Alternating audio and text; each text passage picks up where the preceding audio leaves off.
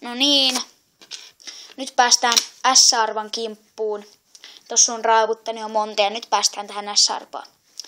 Elikkä raaputetaan 5 sentin kolikolla Veikkauksen suosimalla, koska siinä on sileä pinta tai toi reuna. Tämmönen 4 euron arpa Veikkaukselta. 2 peliä ristinolla ja 3 samaa rahasummaa. Oi. Sitten täällä on voitoja 100 tonnista 4 euroon. Kyllä. Sillä lailla. Nyt kumminkin lähdetään raaputtelee.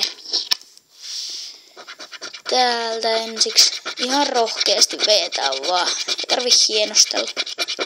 Tästä ei tullut mitään.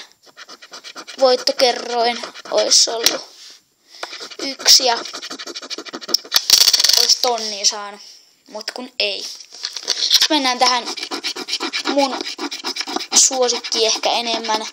Tää antaa peli 2-3 samaa rahasummaa. Sillä lailla. Ensimmäinen, no se on toi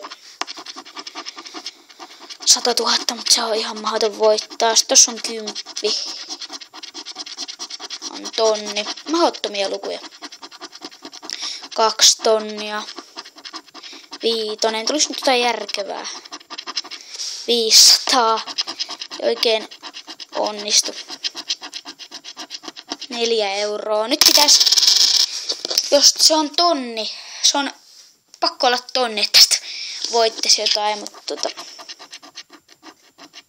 ei jumalauta. En tästä tullut sit mitään näyttävästi. Ei tullut valitettavasti mitään. Tällä kertaa tästä 4 euron S-arvasta, mutta silti on voittanut jo tänään tosta euroarvasta 20. Että Kyllä. Siitä ei tullut mitään, niin kuin näette. Näistä mä sain viime kerrallakin, kun ostin.